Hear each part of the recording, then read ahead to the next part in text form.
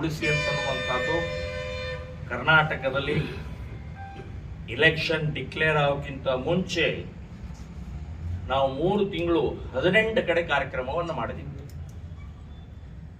ಈಗ 28 ಎಂಪಿಗಳಿಗೆ ಒಂದು ಮನವಿಯನ್ನು ಕೊಡ್ತಾ ಇದೀವಿ. ಕಂಡೀಷನ್ ಹಾಕಿ ಮನವಿ ಕೊಡ್ತಾ ಇದೀವಿ. ಕರಾರುಬದ್ಧವಾದಂತಹ ಒಂದು ಮನವಿಯನ್ನು ಕೊಡ್ತಾ ಇದೀವಿ. ನಿಮಗೆ ಓಟ್ ಹಾಕೋದು, ನಿಮಗೆ ಗೆಲ್ಸೋದು, ಮೋದಿ ಹೆಸರಿನಲ್ಲಿ ನೀವು ಗೆಲ್ತೀರಿ. ಗೆದ್ದ ನಂತರ ನಿದ್ದೆ ಮಾಡಂಗಿಲ್ಲ. ಇನ್ನು ಮುಗಿದು ನಮ್ಮ ಕೆಲಸ ಮತ್ತೆ ಮೋದಿನೇ ಬರಬೇಕು ಅಂತನ್ನುವಂತ ಮಾನಸಿಕತೆ ಇದೆಯಲ್ಲ, ಇದು ಬಹಳ ಕೆಟ್ಟ ಮಾನಸಿಕತೆ ನೀವು ಡೆವಲಪ್ ಮಾಡ್ಕೊಂಡ್ಬಿಟ್ಟಿದ್ದಾರೆ. ಇನ್ನು ಮೇಲೆ ನಾವು ನಿದ್ದೆ ಮಾಡಿಸ್ಕೊಡುದಿಲ್ಲ. ನಾವು ನಿಮಗೆ ಮತ ಹಾಕೋದು, ನಿಮ್ಮನ್ನೇ ಗೆಲ್ಸೋದು. ಆದರೆ 5 ವರ್ಷ ಕ್ರಿಯಾಶೀಲರಾಗಿರಬೇಕು. 5 ವರ್ಷ ನಿಮ್ಮ ಕ್ಷೇತ್ರದಲ್ಲಿ ಸಂಪೂರ್ಣವಾಗಿ ಎಲ್ಲ ಮತದಾರರಿಗೆ ಕೈ ಸಿಗುವಾಗ ಆಗ್ಬೇಕು. 24 ಗಂಟೆ ನಿಮ್ಮ ಫೋನ್ ಆನ್ ಇರಬೇಕು.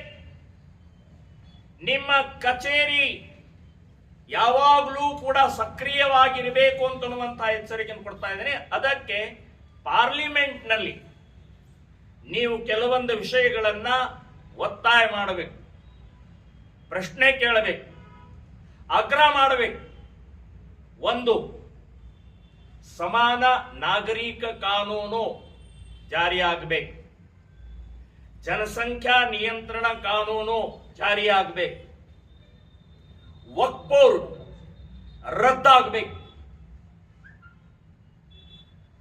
ಸಂಪೂರ್ಣ ಗೋಹತ್ಯ ನಿಷೇಧ ಆಗಬೇಕು. ಗೋವನ್ನ ರಾಷ್ಟ್ರೀಯ ಪ್ರಾಣಿಯಾಗಿ ಘೋಷಣೆ ಮಾಡಬೇಕು.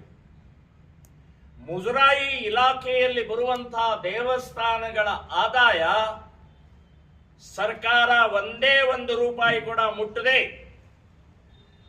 ಇಡೀ ಆ ಕೋಟ್ಯಾಂತರ ಹಣವನ್ನ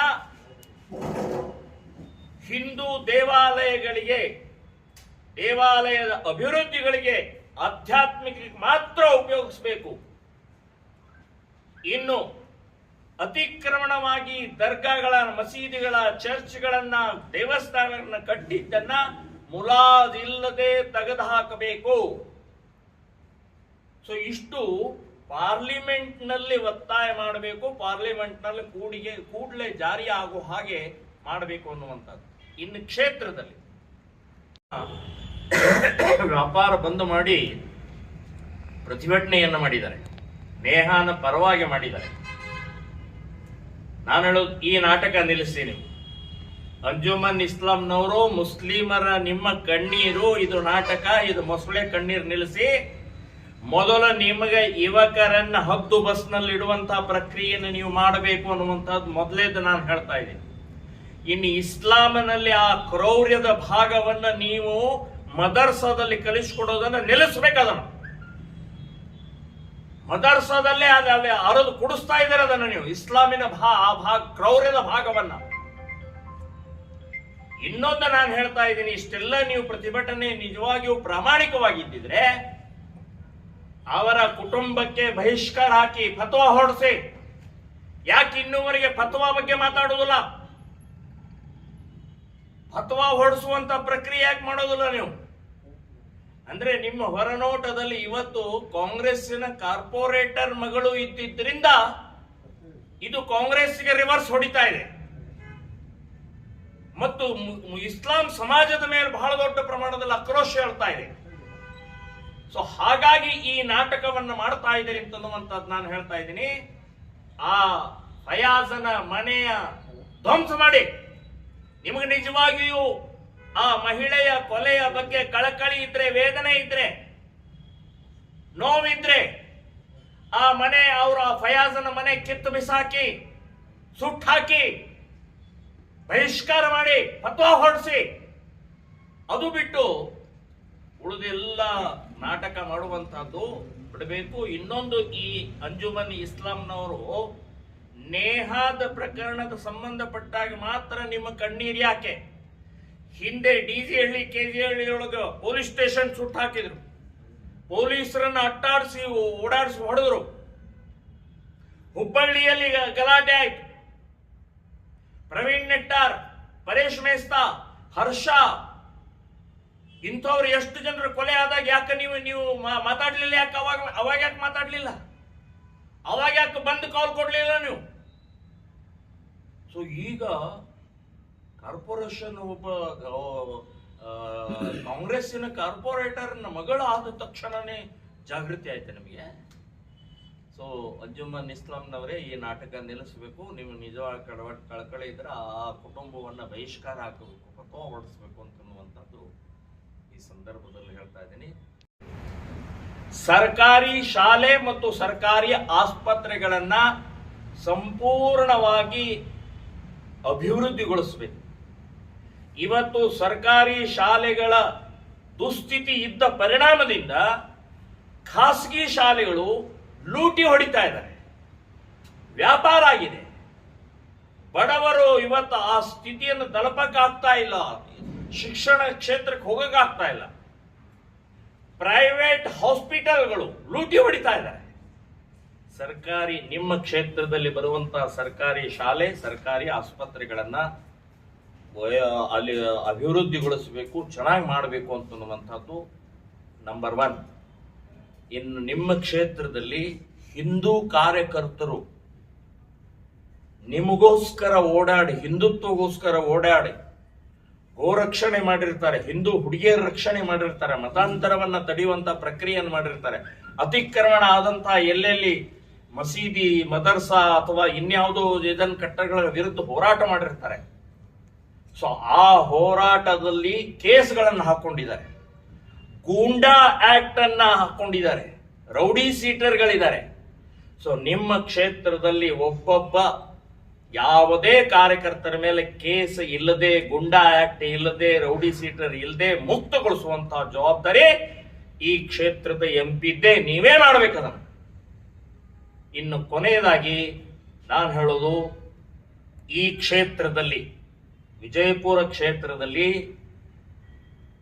ವಿಜಯಪುರ ನಗರ ಮತ್ತು ಜಿಲ್ಲೆಯಲ್ಲಿ ಪ್ರಾಚ್ಯ ವಸ್ತು ಇಲಾಖೆಯ ಕಟ್ಟಡಗಳಿವೆ. ನಗರದಲ್ಲೇ 82 ಕಟ್ಟಡಗಳಿದಾವೆ. ಅದರಲ್ಲಿ 30 ಕಟ್ಟಡಗಳು ಮುಸ್ಲಿಮರು ಅತಿಕ್ರಮಣ ಮಾಡ್ಕೊಂಡ್ಬಿಟ್ಟಿದ್ದಾರೆ, ಪೂರ್ಣ ಮಸೀದಿ ಮಾಡ್ಕೊಂಡ್ಬಿಟ್ಟಿದ್ದಾರೆ, ವಕ್ಫ್ ಬೋರ್ಡ್ಗೆ ಸೇರಿಸ್ಕೊಂಡ್ಬಿಟ್ಟಿದ್ದಾರೆ. ಹೀಗೆ ಅನೇಕ ಎಲ್ಲವನ್ನು ಬೋರ್ಡ್ ಇದೆ ಎದುರುಗಡೆಗೆ. ಇದು ಆರ್ಕಿಯಾಲಜಿಕಲ್ ಡಿಪಾರ್ಟ್ಮೆಂಟಿನ ಕಟ್ಟಡ, ಇದನ್ನ ಮುಟ್ಟಬಾರದು, ಇದನ್ನ ರಿಪೇರಿ ಮಾಡಬಾರದು ಅಂತನ್ನುವಂತ ಇದ್ದಾಗಲೂ ಕೂಡ ಹಿಂದೆ ಮಸೀದಿ ಆಗಿದೆ. ಪ್ರಾಚ್ಯ ವಸ್ತು ಇಲಾಖೆಯವರೇನು ಕತ್ತೆ ಕಾಯ್ತಾ ಇದ್ದಾರಾ? MP ಅವರಿಗೆ ನಿಮಗೆ ಕಾಣಿಸ್ತಾ ಇಲ್ವಾ ಇದು? ಸೊ ನಾನು ಹೇಳ್ತೇನೆ, ನೀವು ಗೆದ್ದ ನಂತರ ಈ 30 ಅತಿಕ್ರಮಣ ಆದಂತ ಏನು ಒಂದು ಪ್ರಾಚ್ಯ ವಸ್ತು ಕಟ್ಟಡಗಳಿದಾವೆ, ಅದನ್ನು ವಾಪಸ್ ಪಡೆಯುವವರೆಗೆ ನಿಮ್ಮ ಮನೆ ಮುಂದೆ ಧರಣಿ ಮಾಡ್ತೀವಿ ಅಂತನ್ನುವಂತ ಎಚ್ಚರಿಕೆ ಕೊಡ್ತಾ ಇದ್ದೀನಿ. ಸೊ ಇದನ್ನ ಪಾಲಿಸಬೇಕು, ಮಾಡಬೇಕು ಅಂತನ್ನುವಂಥದ್ದು ಆಗ್ರಹವನ್ನ, ಕರಾರ್ ಪತ್ರವನ್ನ ನಾವು 28 ಕರ್ನಾಟಕದ MP ಗಳಿಗೆ, ಬಿಜೆಪಿ MP ಗಳಿಗೆ ನಾವು ಕೊಡ್ತಾ ಇದ್ದೀವಿ. ನಮಸ್ಕಾರ. ಇತ್ತೀಚೆಗೆ 2-3 ದಿನದ ಹಿಂದೆ ಹುಬ್ಬಳ್ಳಿ ಒಂದು ಕಾಲೇಜ್ ಕ್ಯಾಂಪಸ್ನಲ್ಲಿ ನಡೆದಂತಹ ಹಾಡು ಹಗಲೇ ಕೊಲೆ ಅತ್ಯಂತ ಹೇಯಕರವಾದ, ಕ್ರೌರ್ಯದಿಂದ ಕೂಡಿದಂತ ಈ ಕೊಲೆ ಕಳೆದ 25-30 ವರ್ಷದಿಂದ ನಾವು ಲವ್ ಜಿಹಾದ್ ಸಂಬಂಧಪಟ್ಟಾಗ ಹೇಳ್ತಾನೆ ಇದೀವಿ. ಇದು ಪ್ರೀತಿ ಪ್ರೇಮ ಅಲ್ಲ, ಇದು ಜಿಹಾದ್. ಇದು ಮತಾಂತರಗೋಸ್ಕರ, ಇಸ್ಲಾಂ ಜನಸಂಖ್ಯೆ ಜಾಸ್ತಿ ಮಾಡೋಗೋಸ್ಕರ, ಇದು ವ್ಯವಸ್ಥಿತ ಒಂದು ದೊಡ್ಡ ಜಾಲ ಇದೆ ಅಂತನ್ನುವಂಥದ್ದು ನಾವು ನಿರಂತರವಾಗಿ ಹೇಳ್ತಾ ಬಂದಿದ್ದೀವಿ. ಆದರೂ ಪೋಷಕರ ನಿರ್ಲಕ್ಷ್ಯದಿಂದಲೋ ಅಥವಾ ಹುಡುಗಿಯರ ಬೇರೆ ಬೇರೆ ರೀತಿಯ ಆಕರ್ಷಣೆಯಿಂದಲೋ ಮೇಲಿಂದ ಮೇಲೆ ಈ ರೀತಿ ಘಟನೆಗಳು ಆಗ್ತಾನೆ ಇದ್ದಾವೆ. ನಾವು ಬಹಳ ಎಚ್ಚರಿಕೆಯಿಂದ ಇರಬೇಕು ಅಂತ ಅನ್ನುವಂಥದ್ದು ಹಿಂದೂ ಹುಡುಗಿಯರಿಗೆ ಇನ್ನೊಮ್ಮೆ ನಾನು ಬಹಳ ಗಂಭೀರವಾಗಿ ಹೇಳ್ತಾ ಇದ್ದೆ. ಪ್ರೀತಿ ಅನ್ನುವಂಥದ್ದು ಮಾಡಬಾರದು ಅಂತ ನಾನು ಹೇಳ್ತಾ ಇಲ್ಲ, ಆದರೆ ಯಾರ ಜೊತೆಗೆ ಅನ್ನೋದನ್ನ ಮುಖ್ಯ. ಕೇರಳ ಒಂದೇ ರಾಜ್ಯದಲ್ಲಿ 2 ವರ್ಷದಲ್ಲಿ 3,000 ಹುಡುಗಿಯರ ಮತಾಂತರ ಆಗಿದೆ. ಅದರಲ್ಲಿ 1,200 ಹುಡುಗಿಯರು ಕ್ರಿಶ್ಚಿಯನ್ರು. ಇಡೀ ದೇಶದಲ್ಲೂ ಕೂಡ ಈ ರೀತಿಯ ಭಯಾನಕವಾದಂತ ಪ್ರಕ್ರಿಯೆ ನಡೀತಾನೇ ಇದೆ. 2 ವರ್ಷದ ಹಿಂದೆ ಅಪೂರ್ವ ಪುರಾಣಿಕ್ ಅಂತ ಹೇಳಿ ಒಬ್ಬ ಕಂಪ್ಯೂಟರ್ ಸೈನ್ಸ್ ಓದಿದಂತ ಒಬ್ಬ ಹುಡುಗಿ ಆಟೋದಲ್ಲಿ ಹೋಗ್ತಾ ಇರುವಂತ ಸಂದರ್ಭದಲ್ಲಿ ಆ ಆಟೋ ಮುಸ್ಲಿಂ ಒಬ್ಬ ಡ್ರೈವರ್ ಜೊತೆಗೆ ಅವನು ಮದುವೆ ಆಗತ್ತೆ. ಒಂದು ಮಗು ಆದ ಮೇಲೆ ಗೊತ್ತಾಗತ್ತೆ ಅವನಿಗೆ ಇನ್ನೊಂದು ಮೊದಲೇ ಮದುವೆ ಆಗಿತ್ತು ಅಂತ, 3 ಮಕ್ಕಳಿದ್ದಾರೆ ಅಂತ ಗೊತ್ತಾಗತ್ತೆ. ಅವಾಗ ಅವಳು ಡೈವರ್ಸ್ ತಗೊಳಕ್ಕೆ ಹೊರಗೆ ಬರ್ತಾಳ. ಅವಳು ಗದಗ್ ನಗರಕ್ಕೆ ದುಡ್ಡು ಬೇಕು, ಜಾತಿ ಬೇಕು, ಈ ರೀತಿ ಇದ್ದಂತ ವ್ಯಕ್ತಿಗಳ ಒಳಗಡೆ ಹೋಗ್ಬೋದು. ನಮ್ಮ ಹತ್ರ ಎರಡೂ ಇಲ್ಲ. ಈಗ 1 ನಿಮಿಷದಿಂದ ನೀವೇನು ಹೇಳಿದ್ರಿ, ಈಗ ಬಿಜೆಪಿಯ ಲೋಕಸಭಾ ಅಭ್ಯರ್ಥಿಗಳಿಗೆ ಹಾಕ್ತೀವಿ, ಗೆಲ್ಲಿಸ್ಕೊಂಡ್ಬರ್ತೀವಿ ಅಂತ. ಈಗ ರಾಜಕೀಯದಿಂದ ದೂರಗಳಿದೆ. ಮೋದಿಗೋಸ್ಕರ, ಮೋದಿ ಇವತ್ತು ನಮ್ಮ ದೇಶಕ್ಕೆ ಬಹಳ ದೊಡ್ಡ ಅವಶ್ಯಕತೆ ಇರುವಂತ ನಾಯಕತ್ವ. ಸೊ ಮೋದಿ ಇದ್ರೆ ಈ ದೇಶದ ಅಳಿವು ಉಳಿವಿನ ಪ್ರಶ್ನೆ ಇದೆ. ಸೊ ಆ ಹಿನ್ನೆಲೆಯಲ್ಲಿ ನಾನು ಈ ಕ್ಷೇತ್ರದ ಅಥವಾ ಟೋಟಲ್ ನಮ್ಮ ಕ್ಷೇತ್ರದಲ್ಲಿ ನಾವು ಮೋದಿ ಅಂತ ಹೇಳಿ ಮಾಡ್ತಾ ಇದ್ದೀವಿ ವಿನಃ ಯಾವುದೇ ಪಕ್ಷ ವ್ಯಕ್ತಿ ಅಂತ ಇಲ್ಲ. ಈ ಹಿಂದೆ ತಾವು ಬಿಜೆಪಿಯಲ್ಲಿ ವ್ಯಾಪಕವಾಗಿ ಅಂದ್ರೆ ಸಿಎಂ ಬೊಮ್ಮಾಯಿ ಅವರಿದ್ದಾಗ ವ್ಯಾಪಕವಾಗಿ ಭ್ರಷ್ಟಾಚಾರ ನಡೀತಿದೆ ಅಂತೇಳಿ ಕೆಂಡಾಮಂಡಲವಾಗಿ ಮಾತಾಡಿದ್ರಿ. ಈ ಚುನಾವಣೆಯಲ್ಲಿ ನಿಮಗೆ ಅಲ್ಲ, ಭ್ರಷ್ಟಾಚಾರದ ಅವರ ಪರಿಣಾಮದಿಂದ ಅವರು ಅನುಭವಿಸಿದರು. ವಿಧಾನಸಭೆ ಇದರಲ್ಲಿ ಏನು ಮಾಡ್ಬೇಕು ಜನಾನೇ ಸರಿಯಾಗಿ ಉತ್ತರ ಕೊಟ್ಟರು.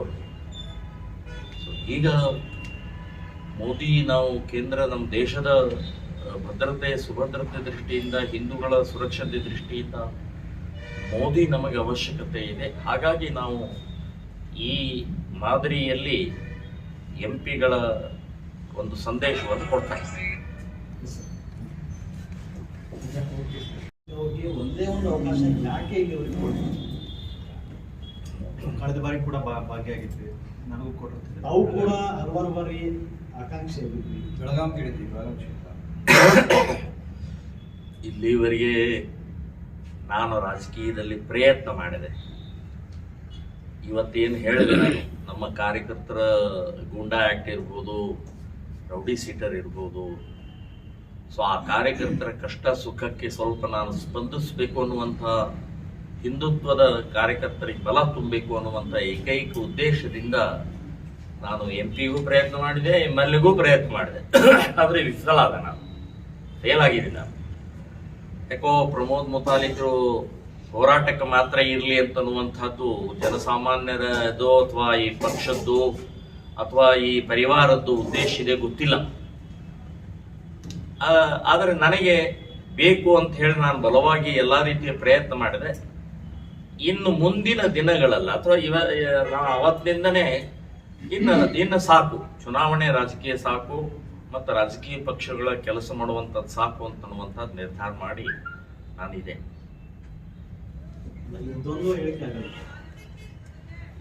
ಮೋದಿಯವರ ಬಗ್ಗೆ ಹೇಳ್ತಾ ಇಲ್ಲ, ಸಂಸದರ ಬಗ್ಗೆ ಅಲ್ಲ ಹೇಳ್ತಾ, ಸಂಸದರ ಬಗ್ಗೆನೇ ಹೇಳ್ತಾ ಇಲ್ಲ. ಇಲ್ಲಿವರೆಗೆ ಸಾಕಷ್ಟು ಜನ ಸಂಸದರು ಇವತ್ತು ಜನಸಾಮಾನ್ಯರ ಮಾತನಾಡುವ ಮಟ್ಟಿಗೆ ಬಂದಿದೆ. ಯಾವುದು ಆಗಬೇಕು ಅದನ್ನ ಮಾಡ್ತಾ ಇಲ್ಲ, ಪೂರ್ಣ ಏನೂ ಮಾಡಿಲ್ಲ ಅಂತನ್ನೋದು ನಾನು ಹೇಳ್ತಾ ಇಲ್ಲ. ಮಾಡಿರ್ಬೋದು, ಕೇಂದ್ರ ಸರ್ಕಾರದ ಅನುದಾನದ ತಮ್ಮ ಕ್ಷೇತ್ರದಲ್ಲಿ ಬೇರೆ ಬೇರೆ ಕೆಲಸಗಳನ್ನು ಮಾಡಿರ್ಬೋದು. ಆದ್ರೆ ಯಾವ್ದು ಆಗಬೇಕು ಅದನ್ನು ನಾನು ಅವ್ರ ಮುಂದೆ ಇಡ್ತಾ ಇದ್ದೀನಿ.